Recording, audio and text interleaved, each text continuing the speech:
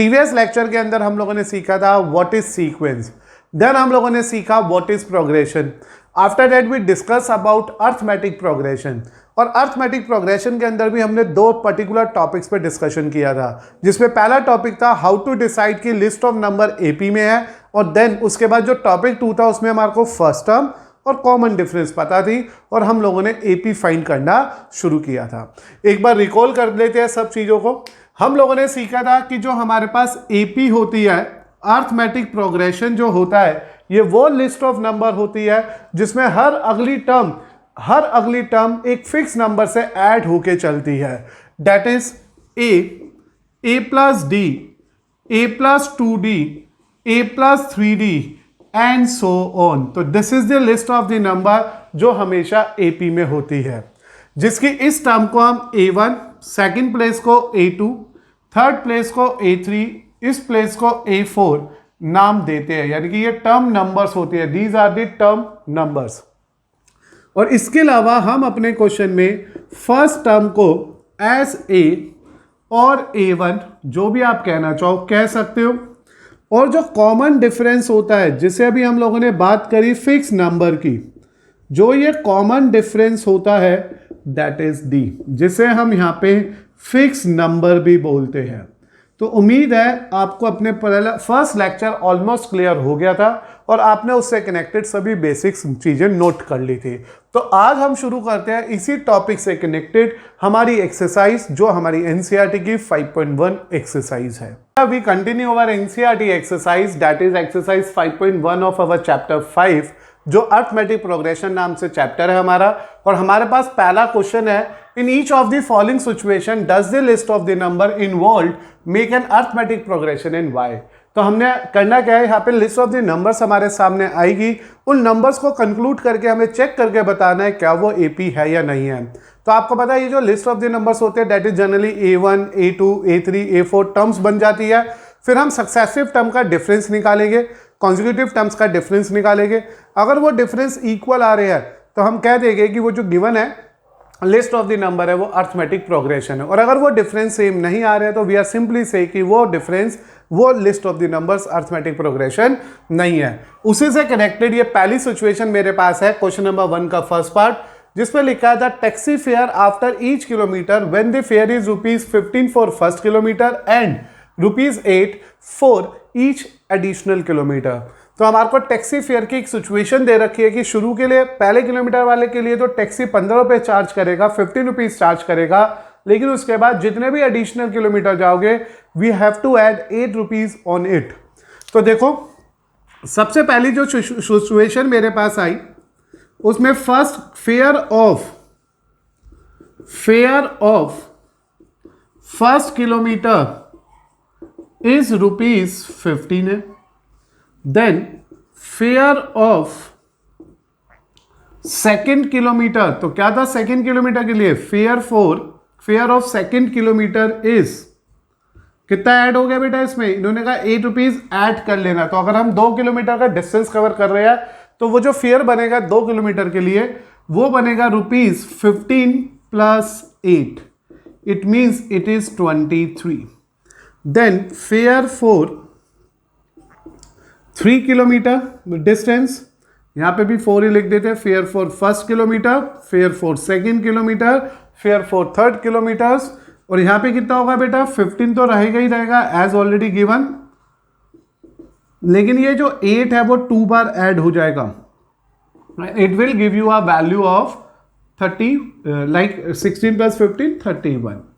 तो सबसे पहले हम कर क्या रहे हैं, we are try to find out the list of numbers here and the fare of taxi for 4 kilometre, अगर 4 किलोमीटर का डिस्टेंस कवर्ड हो रहा है तो जो ये फेयर आएगा वो आएगा 15 into 3 into 8, it is 24 plus 15। What do you say about 24 plus 15, क्या होगा, 24 प्लस 15 इज बेसिकली 39। तो इस तरह से मेरे को डिफरेंट टाइप के नंबर्स मिल गए।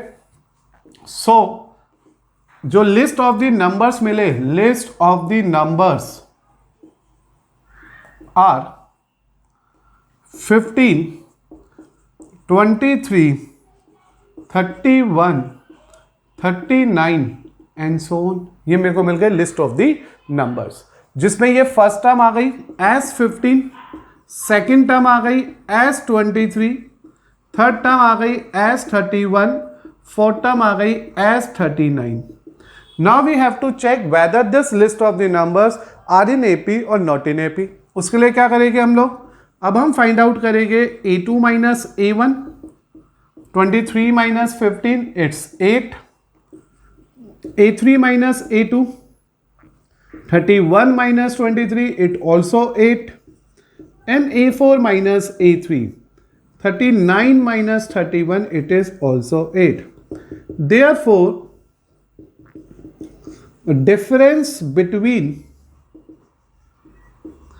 each consecutive terms is fixed, that is 8. Her consecutive term के बीच का डिफरेंस फिक्स है, that is 8. Hence it forms an AP. हमसे यही पूछा गया था इस क्वेश्चन के अंदर, क्या ये सिचुएशन जो हमारे पास है जिसको हम टैकल कर रहे हैं as a first question first part के अंदर, वो एपी की सिचुएशन है या नहीं है। तो बहुत आराम से और ध्यान से समझिएगा। क्वेश्चन के अंदर ये बताया गया था कि जो टैक्सी का फेयर है वो 50 रुपीज तो फर्स्ट किलोमीटर के लिए है, और उसके बाद हर किलोमीटर के लिए एडिशनली 8 रुपीज ऐड होता जा रहा है। तो it means fair for first kilometre is 15, fair for second kilometre is, जब मैं सेकेंड 2 किलोमीटर चला गया, fair for second 2 kilometre is 15 plus 8, 15 तो फर्स्ट किलोमीटर का, 8 रुपीज सेकेंड किलोमीटर का, it total cost you 23। Fair for 3 kilometres become 15 for first kilometre and 8 for second, 8 for third, तो it coast you 31 rupees total. Similarly fourth के लिए हो गया 39 rupees. As we observe that कि यहाँ पे जो लिस्ट ऑफ द नंबर्स आ गए वो 15, 23, 31, 29 आ गया। This is first term, second term, third term and fourth term. As you know, list of the number are basically indicate number of terms. फिर मैंने इनके सक्सेसिव टर्म्स का डिफरेंस निकाला, और जो difference between each consecutive terms, difference between each of the consecutive term fix आ गई है, that is ₹8. We are simply say it's form an AP. Now बेटा we are moving to second part of the first question, जिसमें लिखा है the amount of air present in a cylinder when a vacuum pump remove 1/4 of the air remaining in the cylinder at a time. कहते हैं बताइए कि अगर एक cylinder है जिसमें आपके पास एयर प्रेजेंट है, हम वैक्यूम पंप को जब यूज करते हैं तो वो 1/4 टाइम उसमें से एयर को खींच लेता है। तो आपको बताना है कि जब हम इसे बार बार प्रोसेस को रिपीट करेंगे तो क्या ये जो नंबर ऑफ लिस्ट आएगी मेरे पास वो AP होगी या नहीं होगी। सिंस आप लोगों ने नोट करा कि यहां पे हमारे को कोई भी क्वांटिटी नहीं पता कि वो एयर कितनी है, तो मैंने माना let the amount of air present in a cylinder be X litres, क्योंकि जो अमाउंट होता है ना एयर का वो लीटर्स में होता है because it is a volume. तो आप इसे ऐसा भी लिख सकते हो, the volume of air present in a cylinder. तो X लीटर मैंने मान लिया, तो सबसे पहले मेरे पास नंबर आ गया X। अब आया remaining air,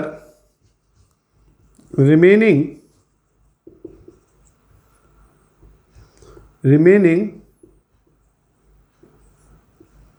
amount of air left after using the vacuum pump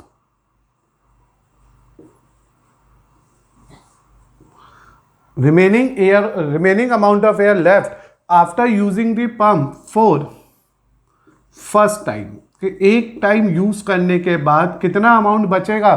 तो what is given to us in our question कि जितना भी अमाउंट था उसमें से वो 1/4 सक आउट कर लेगा, बाहर निकाल लेगा, तो कितना बचेगा 3/4x बचेगा।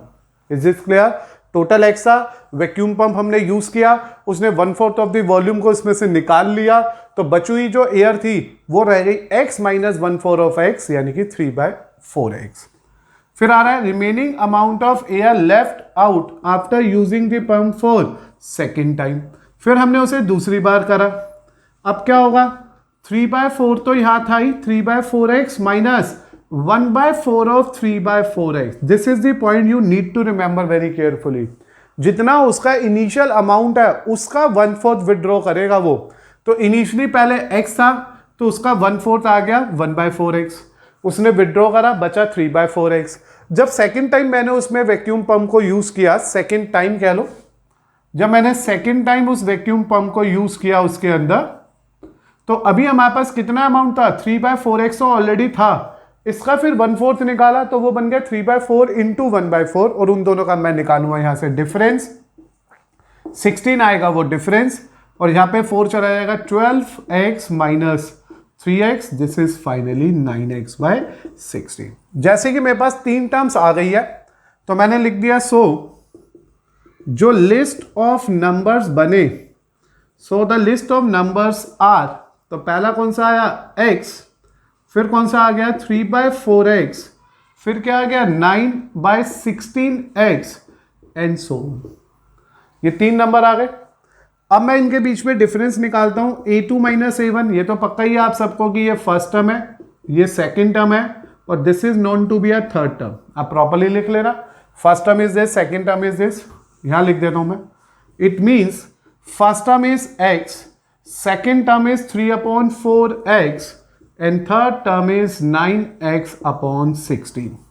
Then beta we are going to find out the difference between first to second term. consecutive difference की बात हो रही है. 3/4x माइनस x, इसने माइनस 1/4x दिया.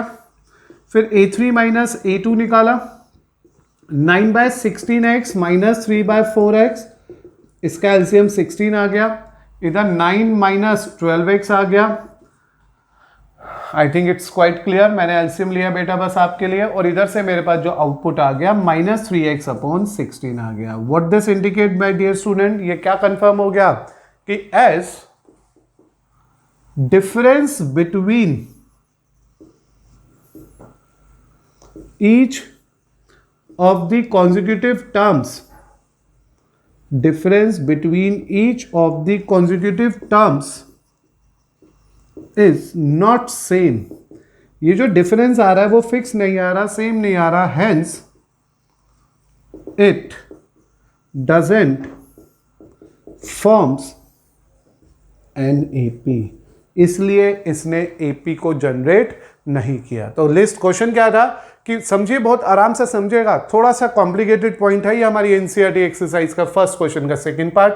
कि इन्होंने कहा था कि मेरे पास एक सिलेंडर है जिसमें कुछ एयर भरी हुई है, तो मैंने माना वो x लीटर एयर उस सिलेंडर में है.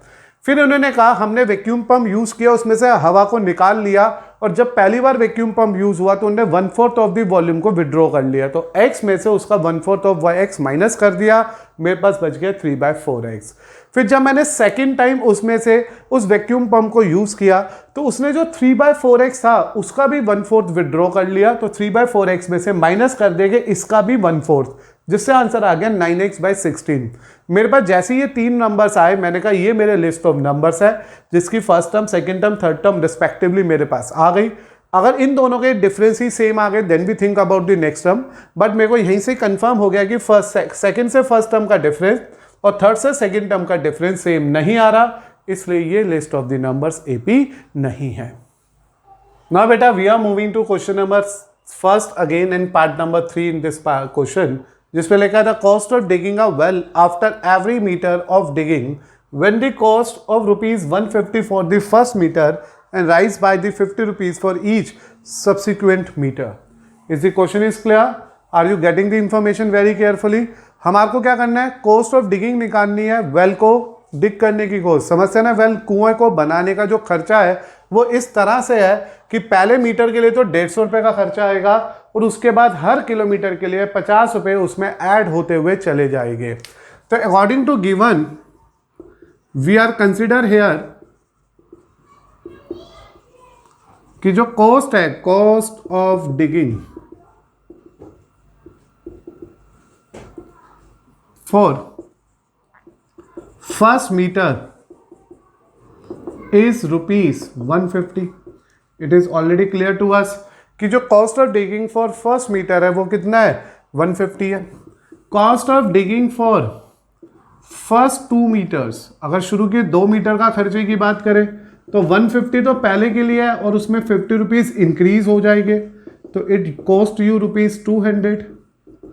Then cost of digging for first 3 meters, अगर शुरू के 3 मीटर्स की खर्चे की बात करें तो पहले मीटर के लिए 150, then 50 for second metre, then 50 for third metre, तो it will cost you ₹150 plus 50 plus 50।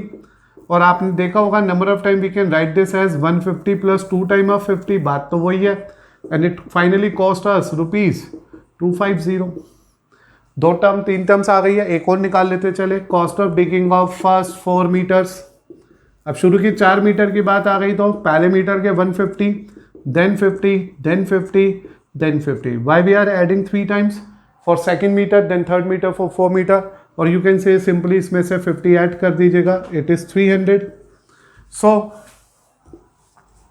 जो लिस्ट ऑफ नंबर्स मुझे मिल गए, so list of the numbers are, कौन कौन से आ गए बेटा? 150 रुपीज, 200, 250, 300। तो नंबर ऑफ स्टूडेंट ने यहीं पर ही एनालाइज कर लिया, यहीं पर ही सबको समझ आ गया। हर सक्सेसिव टर्म 50 के एडिशन के साथ चल रही है, हर नेक्स्ट टर्म 50 के साथ ऐड हो रही है, और जब भी कभी फिक्स नंबर ऐड होता है तो दैट पर्टिकुलरली रिप्रेजेंट कि वो एपी है। लेकिन हमें तो करना है, बताना है उन्हें कैसे। तो what is A2 minus A1? 200 minus 150, it's 50। A3 minus A2, 250 minus 200, it also 50। फिर बेटा यहाँ रहा है A4 minus A3, 300 minus 250, it's also 50। तो यहाँ क्या लिखेंगे हम? यहाँ लिख देता हूं मैं, since difference between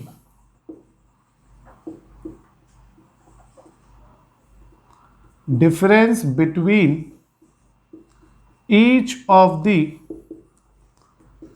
consecutive terms is same, जितने भी consecutive terms के बीच का डिफरेंस आ रहा है that is 50 50 50 each, वो सेम है, therefore it forms an AP, इसलिए ये सिचुएशन AP है। तो I think third situation as compare to second थोड़ी इजी थी। It is already mention to us कि हमारे को एक डिगिंग कॉस्ट ऑफ वेल के लिए जाना है और हर किलोमीटर के बाद की कॉस्ट बतानी है। जब ये पता है कि 150 तो फर्स्ट मीटर की कॉस्ट है कि जब हमने उस कुएं को खोदना शुरू करा, 1 मीटर तक की जब वो मिट्टी निकालेगा तो 150 रुपीज़ लेंगे। देन उसके बाद हर अगले किलोमीटर के लिए 50 रुपये ऐड होते रहेंगे।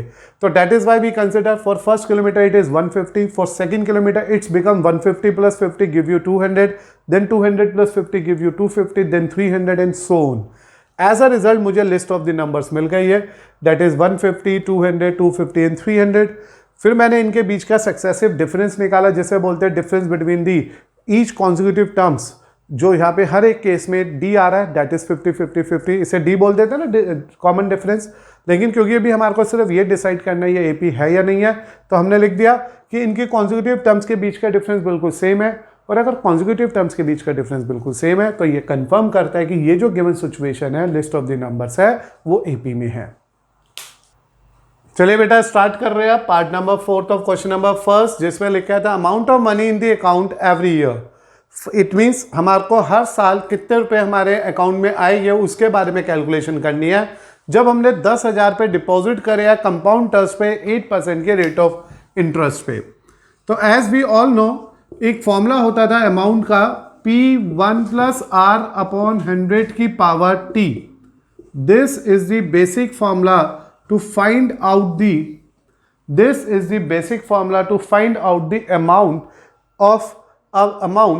amount of the principal जो हम लोगों ने कंपाउंड इंटरेस्ट पे डिपॉजिट करा है। दो ही तरह के इंटरेस्ट पढ़े थे हमने, एक simple interest P into r into t upon 100 और this is the compound interest.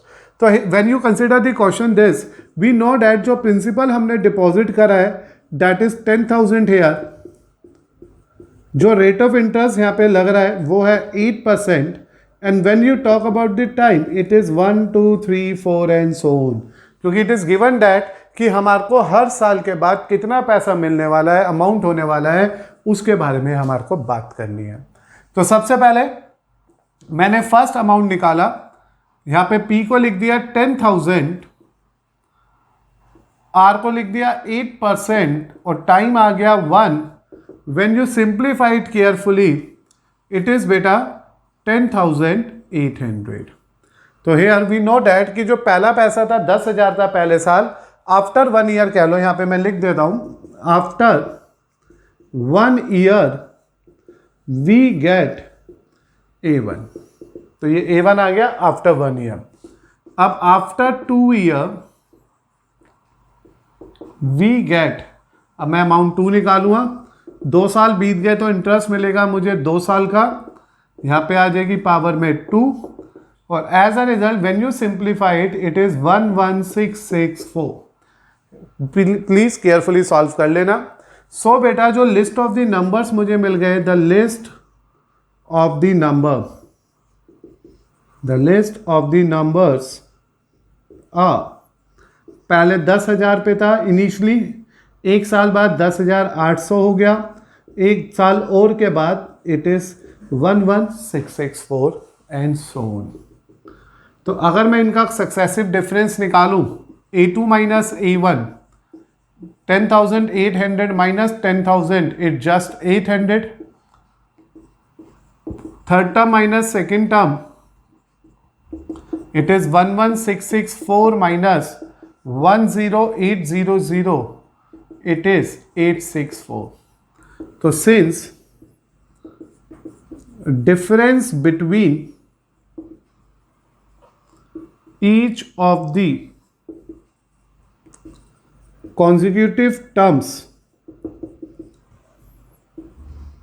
is not same, तो मैं ऑब्जर्व हो गया कि डिफरेंस सेम नहीं आ रहा, hence it doesn't form an AP, इसलिए ये AP नहीं है. तो आपको ये क्वेश्चन ऑलमोस्ट क्लियर हो गया.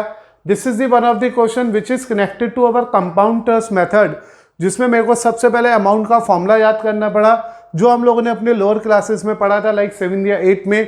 Principal into 1 plus r upon 100 की पावर टी, कई बार टी के का लोग एन भी यूज कर लेते हैं. यहाँ प्रिंसिपल 10,000 था, रेट ऑफ इंटरेस्ट 8% था और टाइम था 1 2 3. We first of all plan for the term कि कितना पैसा मिलेगा 1 साल के बाद, फिर कितना पैसा मिलेगा 2 साल के बाद, and we are getting the list of the numbers. After getting the list of the number we plan to find out their difference, जो आ रहा है 800 एट 64, एंड दिस इंडिकेट कि ये रिजल्ट क्योंकि कॉमन डिफरेंस सेम नहीं लेके आया है, ये एपी नहीं है. ना बेटा after completing that first question, जो हमारे पास बेस था कि कैसे एक particular list of the numbers को एपी कंसिडर कर सकते हैं या नहीं कर सकते, अब हम पहुंच रहे हैं टॉपिक 2 पे, जो हम लोगों ने लास्ट लेक्चर में डिस्कस किया था कि how to generate the AP, how to get the particular terms of AP when first term and common difference are given to us. तो आपके पास जरूर इसके बारे में सारी इंफॉर्मेशन होगी, जैसे कि हम लोगों ने सब ये डिस्कशन किया था प्रीवियस चैप्टर लेक्चर में अपने. मैंने आपको बताया था अगर कभी भी एपी फॉर्म करनी है तो in that case for an AP, अगर आपके पास फर्स्ट टर्म है तो पहला आंसर ए आएगा, फिर ए प्लस डी आएगा, फिर ए प्लस 2d आएगा, फिर ए प्लस 3d आएगा, and it is running in a same manner. तो this is the basic concept जो हमारे को यहाँ यूज करना है. मेरे पास जो फर्स्ट पार्ट है उसमें ए तो 10 है और डी भी 10 है, तो it is already given to me that a और डी दोनों 10 है.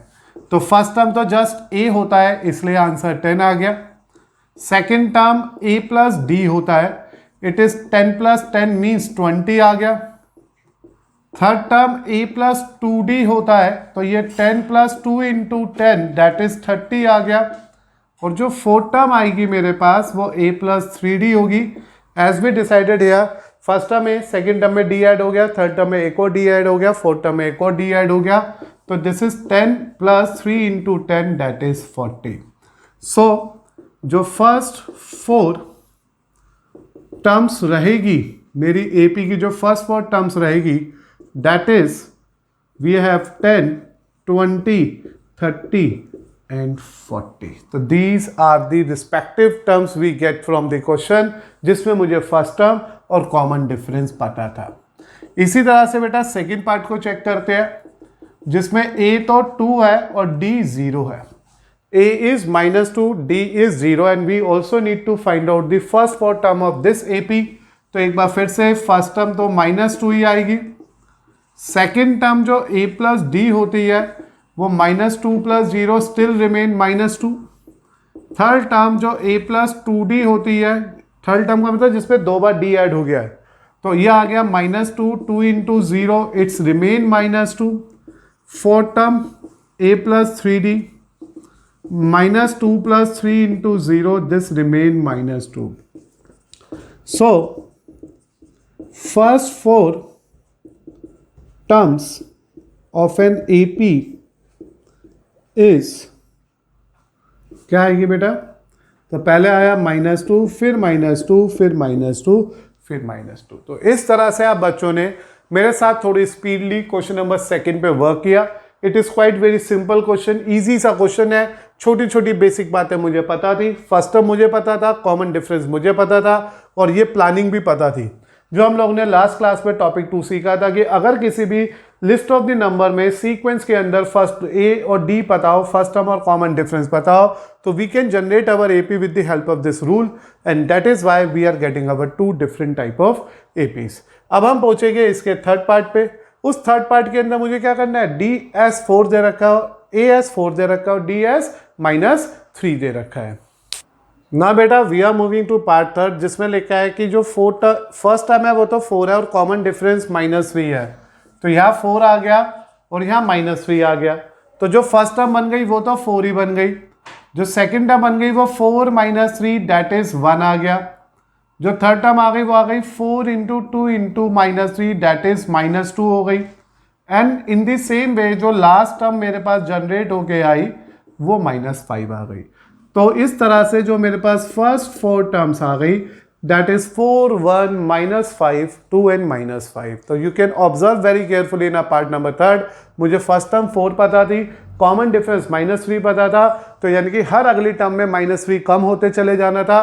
तो 4 में से -3 गया, 1 बचा, 1 में से -3 गया, -2 बचा, -2 में से -3 गया, -5 बचा। Because we have to just find out first 4 term, we end our question here only. Now बेटा in a part number 4 we have first term as -1, common difference as half, तो फर्स्ट टर्म तो वही रह गया -1 और ये आ गया -1 + half. When you take the LCM and simplify it's -half only, -1 + 2 time of half, when you solve it it's 0, -1 + 3 × half it's half. तो we are again in a position to say that कि जो मेरे पास एक बार फिर से कुछ particular terms आ गई है, 4 टर्म्स आ गई है, वो आ गई मेरे पास आपके लिए बेटा -1, -हाफ, 0 एंड हाफ। तो इस तरह से आप देख रहे हैं बैक टू बैक मैंने 4 पार्ट सिखा दिए आपको क्वेश्चन सेकंड के। They are very simple, very easy, just we have to follow this basic rule जिसमें first term as it is copy करनी होती है, फिर सेकंड टर्म में 1 बार डी ऐड कर दो, नेक्स्ट टर्म में 2 बार डी ऐड कर दो, नेक्स्ट टर्म में 3 बार डी ऐड कर दो। अब मैं फिफ्थ पार्ट भी आपको सिखा देता हूं यहीं पर ही। ए जो है मेरे पास माइनस का 1.25 है और डी जो है वो है माइनस का 0.25। तो आप ध्यान से देखो इसको भी। तो इसके अंदर भी बेटा जब मैं इसकी फर्स्ट टर्म की बात करूंगा तो वो तो सेम ही आएगा एज माइनस का 1.25। सेकेंड टर्म आएगी a plus d that is minus का 1.25 प्लस माइनस का 0.25। When you simplify it it is minus का 1.5 ओनली। फिर जो थर्ड टर्म आएगी वो आएगी ए प्लस 2d माइनस का 1.25 2 टाइम माइनस का 0.25। When you solve it carefully it is minus का 1.75 एंड इन द एंड जब मैं फोर्थ टर्म के लिए गया इसे सिंप्लीफाई किया और जब मैंने इसे सॉल्व किया बेटा तो it is again very same, जैसे कि आप देख पा रहे हो इट इज माइनस का 2। So we are saying that कि इस बार जो मेरी 4 टर्म्स आ गई वो आ गई माइनस की 2.5, माइनस का 1.5, माइनस का 1.75 and then we have minus का 2। तो these are indicating its first 4 terms. So as a result in each these 5 parts the basic concepts is very same, but हमने क्या करना था इन सभी में फर्स्ट टर्म को एज ए, सेकेंड टर्म को as a plus d, third term को as a plus 2d and fourth term को एज ए प्लस 3d लेके ईच एंड एवरी पार्ट को 1 by 1 सिंप्लीफाई कर लिया।